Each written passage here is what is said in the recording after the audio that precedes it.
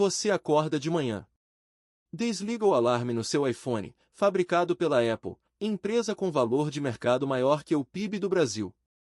Abre o Instagram, controlado pela Meta, que processa os dados de quase 4 bilhões de pessoas. Pede um café no aplicativo, entregue por uma rede cuja logística é gerenciada por algoritmos da Amazon. Vai trabalhar. Passa por postos de combustível abastecidos por petróleo de empresas que existem há mais de um século, que financiaram guerras, derrubaram governos e moldaram fronteiras. E você ainda não tomou o café da manhã. Existe uma estrutura de poder neste planeta que não tem bandeira, não tem exército, não foi eleita por ninguém, e, no entanto, toma decisões que afetam a vida de bilhões de pessoas.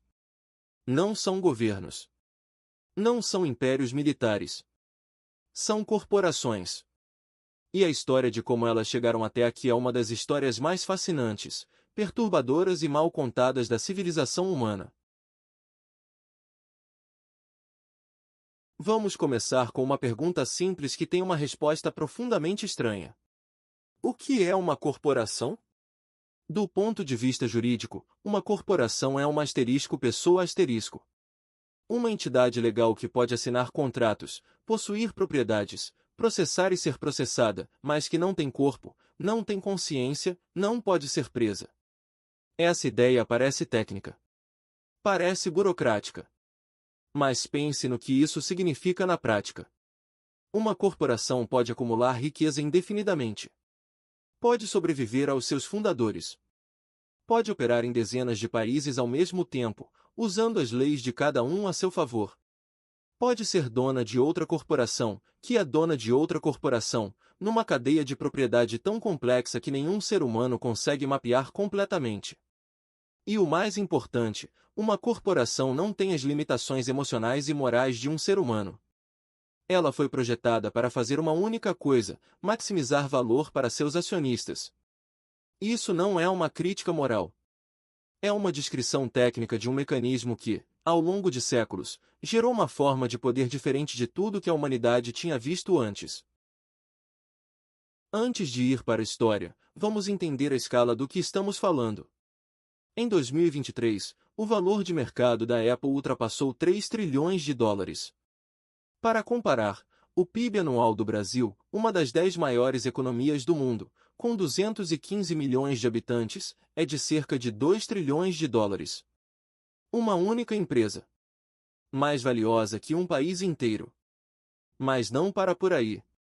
As 5 maiores corporações de tecnologia do mundo, Apple, Microsoft, Alphabet, Amazon e Meta, juntas, valem mais que o PIB combinado da Alemanha, do Japão e do Reino Unido.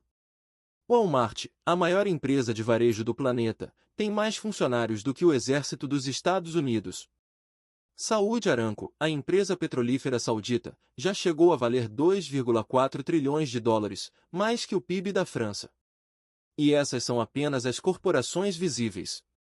Existe toda uma arquitetura de fundos de investimento, holdings, empresas de private equity e estruturas offshore que controlam participações cruzadas em praticamente todos os setores da economia global. 2 nomes aparecem repetidamente nesse sistema: BlackRock e Vanguard, gestoras de ativos que juntas administram mais de 15 trilhões de dólares e são, simultaneamente, acionistas relevantes da Apple, da Microsoft, da Amazon, do JP Morgan, da ExxonMobil, da Coca-Cola, e de milhares de outras empresas ao redor do mundo. Como chegamos até aqui? Para entender isso, precisamos voltar muito atrás. O ano é 1602. Amsterdã, Holanda. Num escritório às margens de um canal, um grupo de mercadores assina um documento que vai mudar o curso da história. Está sendo criada a Verenigde de Oost-Indische Compagnie, a Companhia das Índias Orientais Holandesa. Conhecida pela sigla VOC. Ela é frequentemente descrita como a primeira corporação moderna do mundo. Mas essa descrição não captura o que ela realmente era. A VOC não era apenas uma empresa de comércio. Era um Estado dentro de um Estado. Ela tinha o direito legal de declarar guerra, de firmar tratados com governos estrangeiros, de cunhar moeda própria, de construir fortalezas, de administrar territórios coloniais com força militar própria. No auge do seu poder, a VOC controlava o comércio de especiarias de toda a Ásia, noz moscada, cravo, pimenta, canela. Produtos que, na Europa do século XVII, valiam literalmente mais que ouro. Para garantir esse monopólio, a companhia não hesitou em cometer atrocidades. Na ilha de Banda, nas Molucas, a VOC massacrou praticamente toda a população local, cerca de 15.000 pessoas, para garantir o controle exclusivo da produção de noz moscada. O negócio da noz moscada. 15.000 pessoas. A VOC operou por quase 200 anos. Em seu pico, era responsável por metade do comércio mundial. Tinha 50.000 funcionários civis e 10.000 soldados. Possuía uma frota de 150 navios mercantes e 40 navios de guerra. Nenhum governo europeu da época tinha esse nível de capacidade operacional global. E quando finalmente faliu, em 1799, o modelo que ela criou não desapareceu. Ele foi aperfeiçoado. Do outro lado do Canal da Mancha, os britânicos estavam construindo sua própria versão. A British East India Company, a Companhia das Índias Orientais Britânica, foi fundada em 1600, 2 anos antes da VOC. Por mais de 250 anos, ela foi a entidade que efetivamente administrou o subcontinente indiano. Pense no que isso significa. A Índia, em 1800, era o país mais populoso da Terra. Tinha civilizações milenares, impérios poderosos, uma das economias mais sofisticadas do mundo. Estima-se que, no século XVIII, a Índia era responsável por cerca de 25% do PIB global. Tudo isso foi colocado sob o controle de uma empresa privada com sede em Londres. A Companhia das Índias mantinha um exército particular de mais de 200.000 soldados, maior que o exército britânico oficial. Administrava impostos. Construía estradas. Prendia e executava pessoas. Conduzia guerras de conquista. E fazia tudo isso em nome do lucro dos seus acionistas em Londres. As consequências para a população indiana foram devastadoras. O historiador Rutsa Patnaik calculou que, entre 1765 e 1938, a companhia e depois o governo britânico drenaram da Índia o equivalente a 45 trilhões de dólares em valores atuais. 45 trilhões.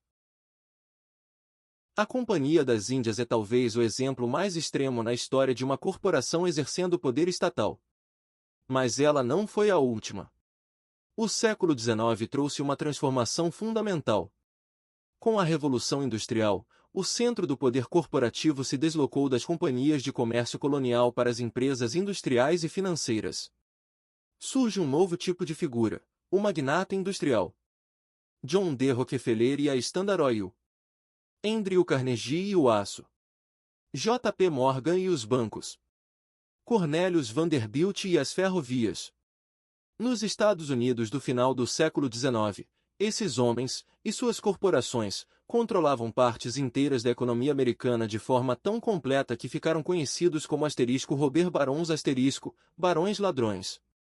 A Standard Oil de Rockefeller chegou a controlar 91% de toda a produção de petróleo refinado dos Estados Unidos. Ela ditava preços, esmagava concorrentes, controlava ferrovias, influenciava legisladores. Em 1911, a Suprema Corte americana ordenou seu desmembramento em 34 empresas menores. Mas eis o paradoxo: várias dessas empresas menores cresceram e se tornaram gigantes por si mesmas.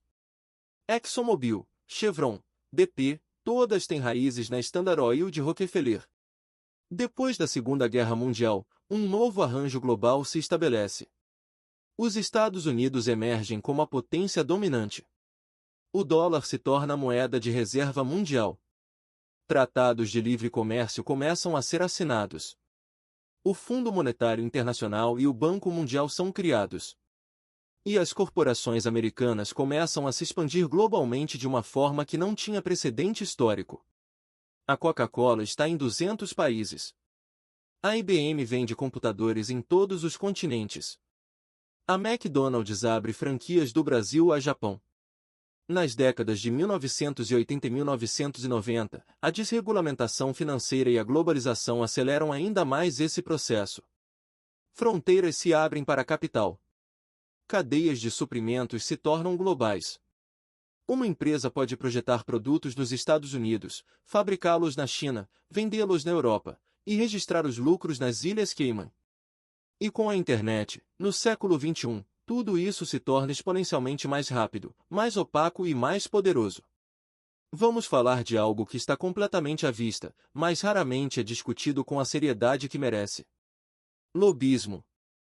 Só nos Estados Unidos, em 2022, foram gastos mais de 4 bilhões de dólares em lobismo registrado, dinheiro pago por corporações para influenciar legisladores, reguladores e agências governamentais.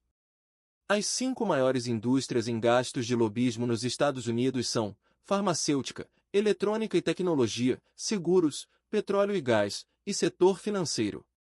Essas são exatamente as indústrias mais reguladas, aquelas onde as leis fazem mais diferença para os lucros.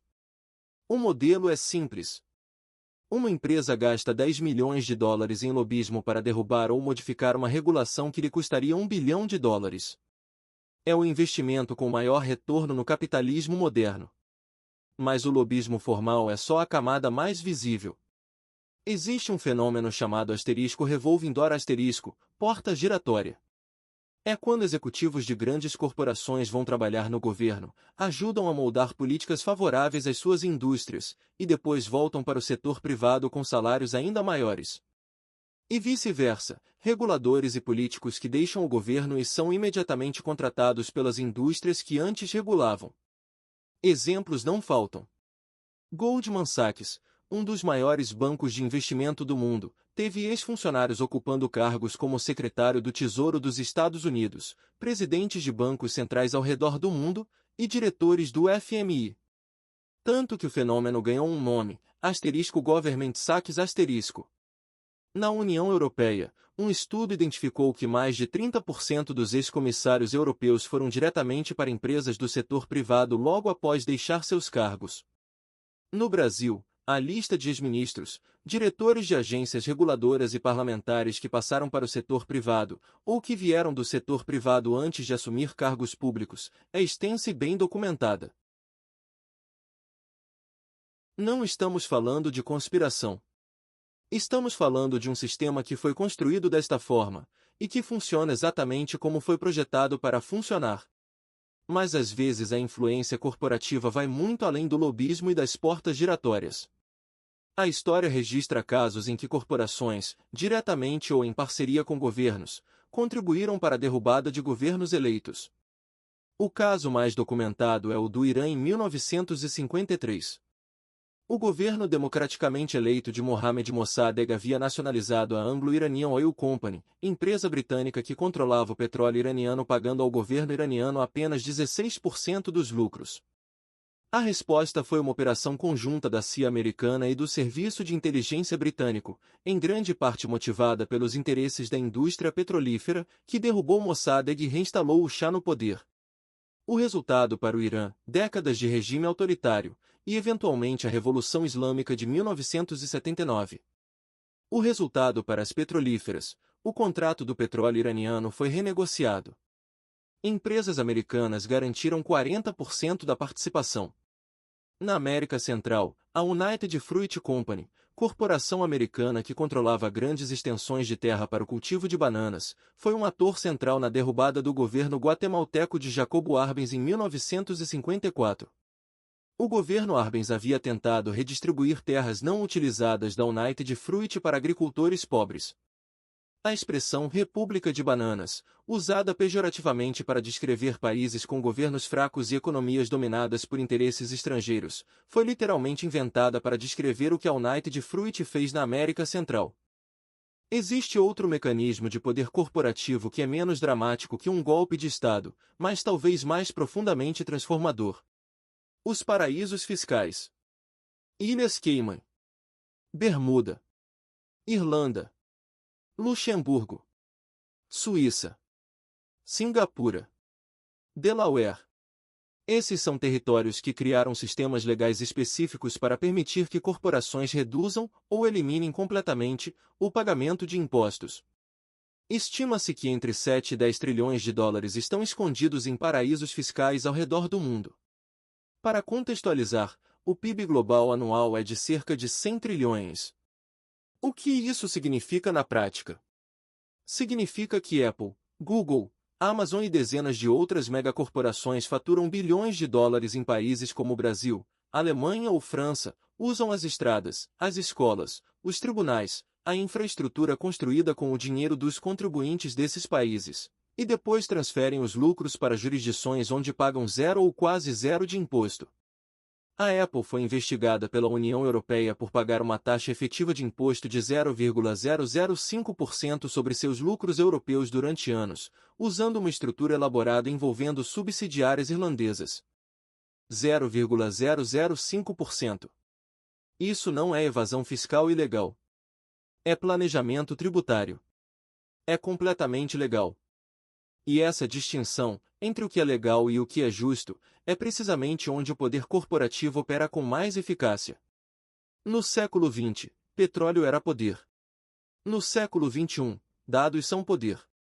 E assim como as grandes petrolíferas controlaram o recurso fundamental do século passado, as grandes corporações de tecnologia controlam o recurso fundamental deste. Mas os dados têm uma característica que o petróleo não tem: eles revelam quem você é. Cada clique que você dá. Cada busca que você faz. Cada lugar que você visita com seu celular. Cada conversa que passa pelos aplicativos de mensagem. Cada compra online. Cada vídeo que você assiste e por quanto tempo. Tudo isso é coletado, processado e analisado por sistemas de inteligência artificial que conseguem deduzir, com assustadora precisão, sua orientação política, suas crenças religiosas, sua saúde mental, seus medos, seus desejos, seus pontos fracos. E esse perfil pode ser usado para te vender um produto, para te mostrar uma propaganda política, para te manipular emocionalmente, para prever, e talvez influenciar, seu comportamento. Nos anos 2000 e 2010, as grandes corporações de tecnologia não apenas cresceram. Elas redefiniram a infraestrutura da vida moderna. Google se tornou a biblioteca, o mapa e o motor de busca do mundo inteiro. Facebook, Meta se tornou a praça pública global, e depois comprou o WhatsApp e o Instagram para garantir que qualquer alternativa de comunicação também passasse por ele. A Amazon não é apenas uma loja. É a infraestrutura de computação em nuvem, a AWS, sobre a qual milhares de outras empresas, inclusive concorrentes, dependem para funcionar. Apple e Google controlam os dois sistemas operacionais que rodam em 99% de todos os smartphones do planeta. Cada aplicativo que você baixa, cada compra que você faz, cada dado que você compartilha, passa pelo filtro deles. Microsoft controla os sistemas operacionais e os softwares de produtividade usados pela maioria absoluta das empresas e governos do mundo. Isso não é apenas poder econômico. É poder de infraestrutura. É o equivalente moderno de controlar as estradas, os portos e os rios pelos quais a civilização flui. Em 2013, Edward Snowden revelou ao mundo que a NSA americana espionava em massa e usava dados de empresas como Google, Apple e Facebook para fazê-lo. O escândalo foi enorme. Mas revelou algo ainda mais perturbador do que a espionagem governamental. As corporações tinham dados que os governos queriam. No mundo moderno, as grandes corporações de tecnologia frequentemente sabem mais sobre seus cidadãos do que os próprios governos. E essa assimetria de informação é uma forma de poder. Em 2018, o escândalo Cambridge Analytica revelou como dados de 87 milhões de perfis do Facebook foram usados para microdirecionar propaganda política, primeiro no Brexit, depois na eleição de Donald Trump. Não eram hackers russos em porões escuros. Era uma empresa de consultoria política trabalhando com dados que o Facebook havia permitido coletar. Eleições, o mecanismo fundamental da democracia, podendo ser influenciadas por algoritmos e dados controlados por corporações privadas. E agora estamos na fronteira de uma nova era. A inteligência artificial promete ser a tecnologia mais transformadora da história humana. Mais que a eletricidade. Mais que a internet. E quem controla as principais ferramentas de inteligência artificial? OpenAI, com um investimento massivo da Microsoft. Google, DeepMind. Meta. Amazon. A startup Anthropic. Todas corporações privadas. Todas com incentivos de mercado que determinam suas prioridades. Governos ao redor do mundo, incluindo a União Europeia com seu Inteligência Artificial Act, estão tentando criar regulamentações. Mas a tecnologia avança mais rápido do que os legisladores conseguem entender, muito menos regulamentar. E enquanto isso, as corporações que lideram essa corrida estão construindo ferramentas que podem transformar medicina, educação, trabalho, criatividade e a própria natureza da informação e da realidade. No século XXI, a guerra entre grandes potências raramente acontece nos campos de batalha. Ela acontece nos mercados, nas patentes, nos cabos de fibra ótica submarinos, nas cadeias de suprimentos e nos chips de semicondutor. E as corporações são as peças principais desse tabuleiro geopolítico. A rivalidade entre Estados Unidos e China é também, em sua essência, uma rivalidade corporativa. Huawei versus Apple. TikTok versus Instagram. Alibaba versus Amazon. DJI versus as empresas americanas de drones. Quando o governo americano baniu a Huawei de suas redes de telecomunicações e pressionou aliados para fazer o mesmo, não estava apenas tomando uma decisão de segurança nacional. Estava protegendo um mercado estratégico para corporações americanas. Quando a China proibiu Google, Facebook, WhatsApp e dezenas de outras plataformas ocidentais, criou um espaço protegido onde seus próprios campeões nacionais, Baidu, WeChat, Weibo, puderam crescer sem competição. Ambas as potências usam suas corporações como extensões de poder nacional. A diferença é que a China é mais aberta sobre isso. Nada ilustra melhor a nova guerra econômica global do que a batalha pelos semicondutores. Chips. Aqueles pedaços de silício que fazem tudo funcionar: smartphones, carros elétricos, satélites, sistemas de armas, inteligência artificial. Produzir os chips mais avançados do mundo requer uma cadeia de suprimentos de extrema complexidade. A empresa holandesa ASML fabrica as únicas máquinas no mundo capazes de produzir os chips mais avançados, usando tecnologia de litografia ultravioleta extrema que levou décadas e bilhões de dólares para desenvolver. TSMC, empresa taiwanesa, fabrica mais de 90% dos chips mais avançados do mundo. A China quer essa tecnologia desesperadamente. Os Estados Unidos não querem que ela tenha. Em 2022, o governo americano passou o CHIPS Act, um pacote de 52 bilhões de dólares para subsidiar a produção de chips nos Estados Unidos, e implementou controles de exportação sem precedentes para impedir que tecnologia americana de chips chegue à China. A resposta da China foi acelerar seus investimentos em semicondutores, gastando centenas de bilhões de dólares para tentar criar uma cadeia de suprimentos doméstica. Essa batalha, entre corporações, apoiadas por governos, vai determinar quem tem vantagem tecnológica e militar nas próximas décadas. A pandemia de Covid-19 revelou uma vulnerabilidade que muitos economistas tinham alertado, mas poucos haviam levado a sério. As cadeias de suprimento globais, construídas ao longo de décadas com base no princípio de eficiência máxima e custo mínimo, eram extraordinariamente frágeis. Quando a China fechou fábricas, o mundo ficou sem chips para carros, sem equipamentos médicos, sem centenas de produtos considerados essenciais. Um único navio, o Ever Given, enfiado de lado no canal de Suez por 6 dias bloqueou 12% do comércio global e causou prejuízos de bilhões de dólares. As corporações perceberam que a hiperglobalização criou interdependências perigosas. Governos perceberam que terceirizar a produção de bens estratégicos para o exterior era uma questão de segurança nacional. O resultado é um processo chamado de reshoring friendshoring trazer de volta ou redirecionar cadeias de produção para países aliados. Intel, TSMC, Samsung estão construindo fábricas nos Estados Unidos com subsídios bilionários. A Europa está tentando fazer o mesmo. A globalização não está morta, mas está sendo redesenhada ao longo de linhas geopolíticas. E agora, a fronteira literalmente se expandiu para além da atmosfera terrestre. SpaceX de Elon Musk. Blue Origin de Jeff Bezos. Rocket Lab, Planet Labs. Pela primeira vez na história, o acesso ao espaço está sendo privatizado. A SpaceX não apenas lança satélites. Ela opera Starlink, uma constelação de mais de 5.000 satélites de internet de baixa órbita que já fornece internet para populações remotas em dezenas de países, incluindo zonas de guerra na Ucrânia. Quando a Rússia invadiu a Ucrânia em 2022, a Starlink se tornou infraestrutura crítica de comunicação para as forças ucranianas. Uma decisão de Elon Musk, e há relatos de que ele limitou o serviço em determinadas regiões por razões que ele mesmo explicou publicamente como preocupações com escalada nuclear, teve consequências táticas militares diretas. Um bilionário. Uma corporação privada. Influenciando o curso de uma guerra. Isso é novo. Isso nunca havia acontecido desta forma antes. Existe uma hipótese que circula entre economistas, filósofos políticos e futuristas. E ela é perturbadora.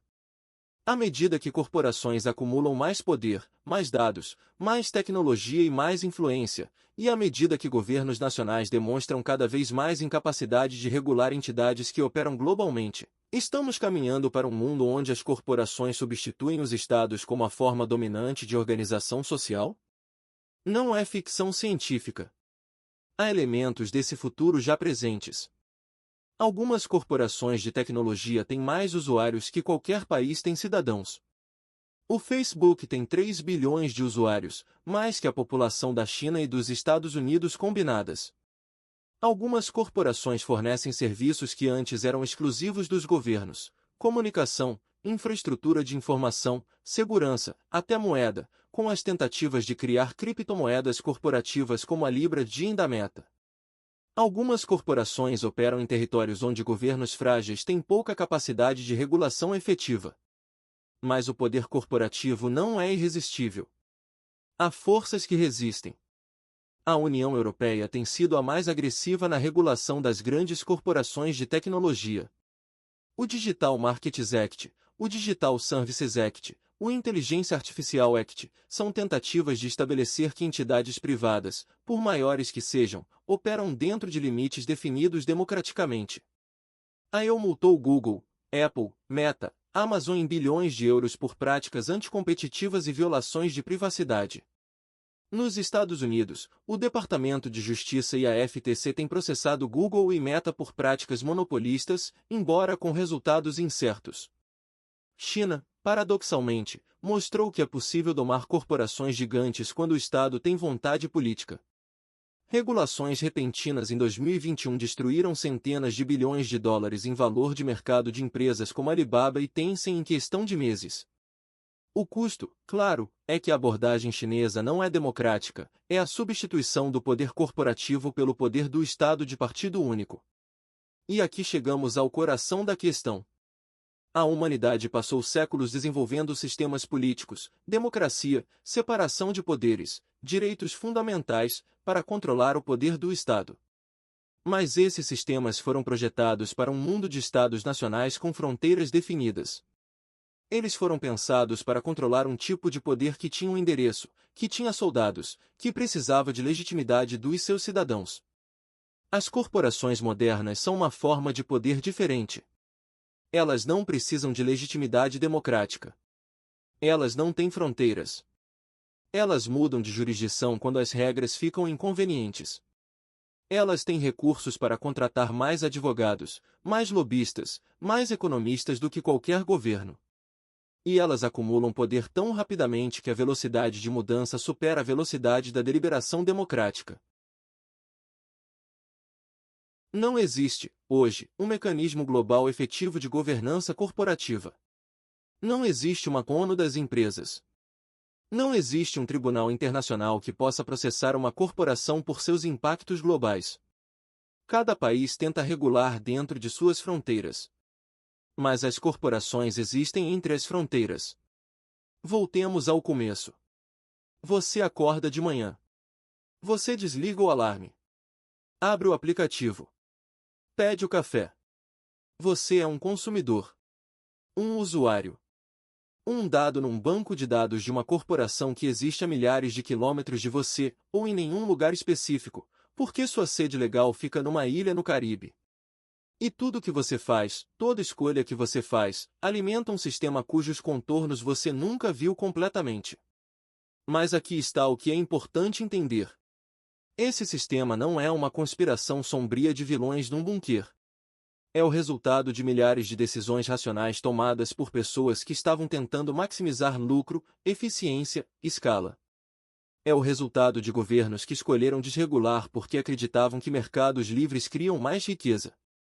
É o resultado de consumidores que escolheram conveniência em vez de privacidade, preço baixo em vez de produção local, velocidade em vez de reflexão. Somos todos parte do sistema. E a pergunta que fica, a pergunta que cada geração vai ter que responder de uma forma nova, é esta: como é que uma sociedade democrática controla formas de poder que foram projetadas para serem controláveis? Como é que bilhões de pessoas, cada uma com pouco poder individual, coletivamente decidem as regras de um jogo que já está em andamento há séculos? Não existem respostas simples. Mas existem perguntas que precisam ser feitas. E agora você as conhece. Se esse vídeo te fez pensar diferente sobre o mundo em que você vive, compartilha. Porque essa é a única forma de poder que ainda é completamente distribuída entre as pessoas. Inscreva-se no canal. O próximo vídeo vai explorar como o sistema financeiro global, os bancos, os fundos, as criptomoedas, funciona como o sistema nervoso invisível de toda essa estrutura de poder. Até lá!